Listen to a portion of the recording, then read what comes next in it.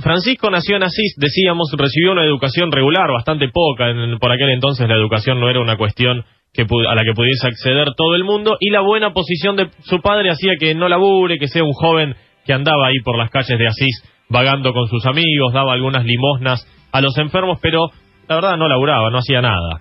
En aquella época su ciudad, Asís, reclamaba la autonomía del Sacro Imperio Romano Germánico de aquel entonces, y por eso tuvo una batalla con Perugia, en la que Asís dijo, no tengo nada que hacer, voy a pelear contra Perugia. Y total, estoy acá en Asís dando vueltas.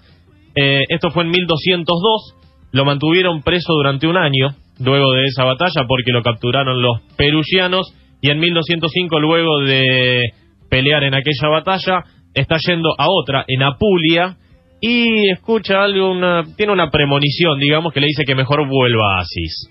Cuando vuelve a Asís empieza a estar un poco raro, un poco solitario, empieza a acercarse a los leprosos, a los que tiempo antes le daba cierto disgusto mirar y le generaban cierto rechazo, y en un día rezando en la capilla de San Damián, oye que el crucifijo de Jesús le dice, Francisco, vete y repara mi iglesia, que se está cayendo en ruinas. Tiene una presentación, digamos. Entonces decide vender su caballo, algunas mercaderías de su padre, y regresa, le da al cura lo que había vendido. A su padre no le gustó nada. Hombre comerciante, hombre de negocios, que solo le interesaba lo económico, lo va a golpes al hijo para que aprenda. Como decíamos, su padre viajaba mucho por la cuestión comercial, entonces cuando su padre se va, la madre lo saca del calabozo, le saca las cadenas, y cuando vuelve, el pibe no estaba. ¿Quién la liga ahora? La madre, por supuesto.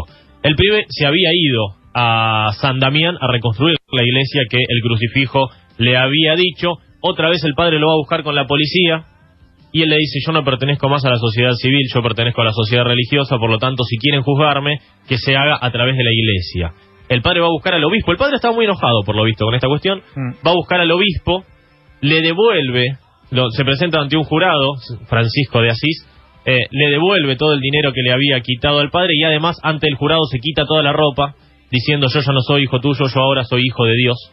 Y el obispo es allí que lo tapa con sus mantas y lo lleva a su iglesia. Comenzó a reparar las iglesias. Él creía que su objetivo dentro de la religión era arreglar iglesias. Sin embargo, mientras arreglaba su capilla favorita, tal vez en la que moriría tiempo después, la de Porciúncula, el 24 de febrero de 1208, una voz, nuevamente, le dice, no lleven monedero, ni bolsón, ni sandalias, ni se detengan a visitar conocidos.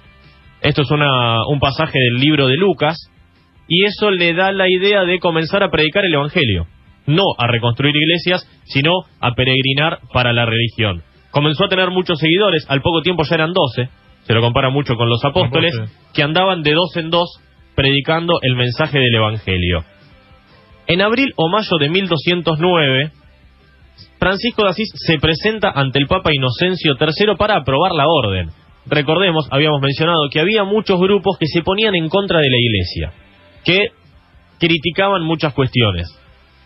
Sin embargo, Francisco dice, yo no voy a criticar nada, yo lo único que quiero es predicar el evangelio, quiero que mi orden sea reconocida por el Papa, que sí, que no, que te la reconocemos, que no, con mucha ayuda del obispo puede ser reconocida, y hace un intento por ir a Siria a peregrinar hacia los musulmanes. Comienza a expandirse mucho las ideas de Francisco, comienza a tener muchos seguidores, no solo por Italia, sino también en el sur de Francia y en España, y aparece un cardenal que le dice, yo quiero entrenar a algunos de tus frailes para que pasen a ser cardenales en el día de mañana.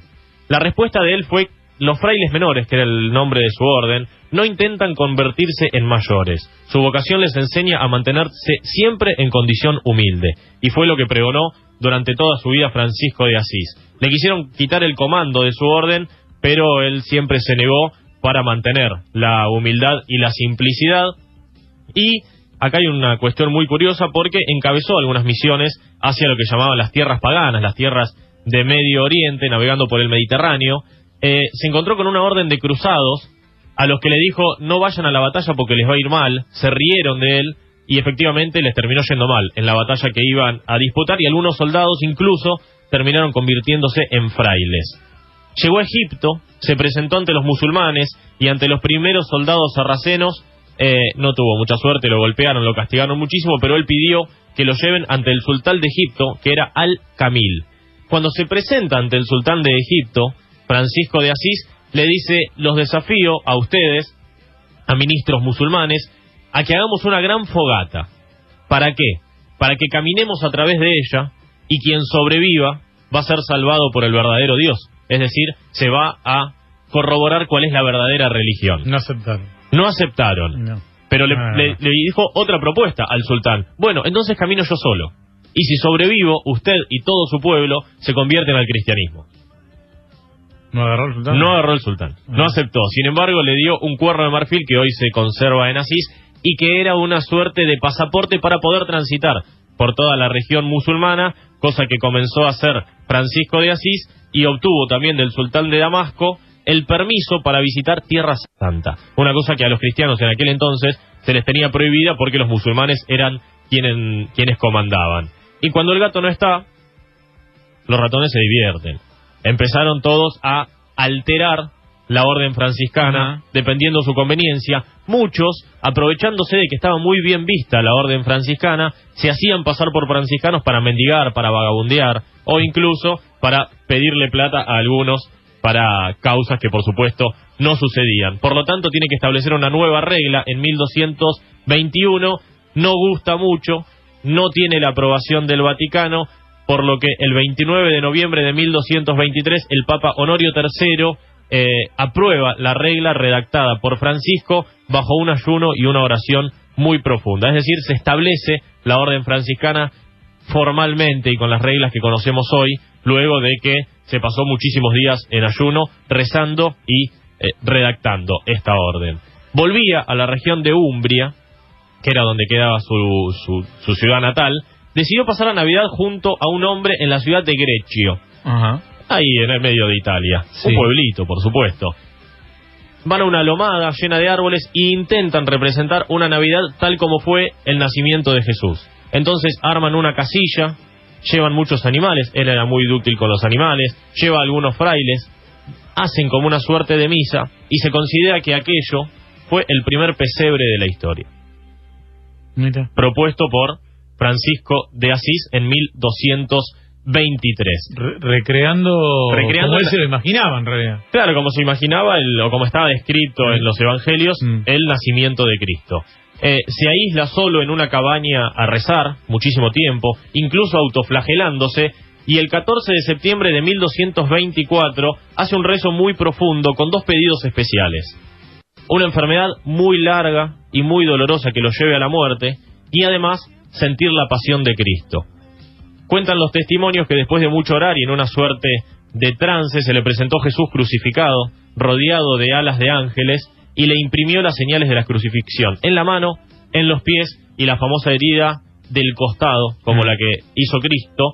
Y también no solo se considera como el primer pesebre, sino que Francisco de Asís fue, según la Iglesia, el primer estigmatizado de la historia, el primer hombre en recibir los estigmas de Jesús, tanto en las manos como en los pies, como la famosa marca del costado.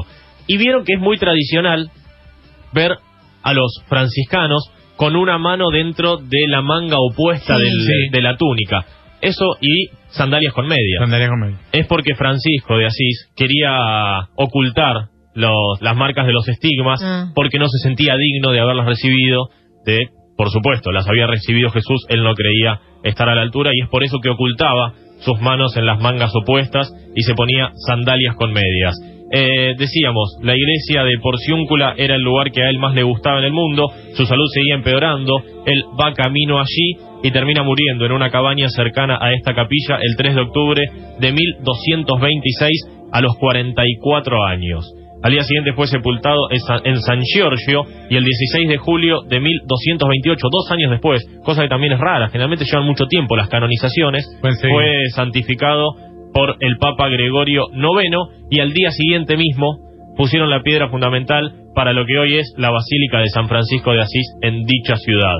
Como decíamos, quedó como quien llevó la forma de vida de Jesús al extremo, viviendo en la pobreza, viviendo del desprendimiento, y además es tal vez el santo más ecuménico, el que más reúne a todas las distintas vertientes de la iglesia, y es por eso que en Asís se hacen encuentros anuales interreligiosos. Es el patrono de los veterinarios, es el patrono de la ecología. Muchos dicen, porque tiene mucha relación con los animales. Muchos dicen que podía incluso hasta tener diálogo con los animales. Hay una historia con un lobo. Sí, eso inspira un poema, si no estoy loco, de Rubén Darío, ¿no? Exactamente, inspira un poema de Rubén Darío. Y por supuesto, por extensión, muchos de los movimientos ecologistas lo tienen como su patrono.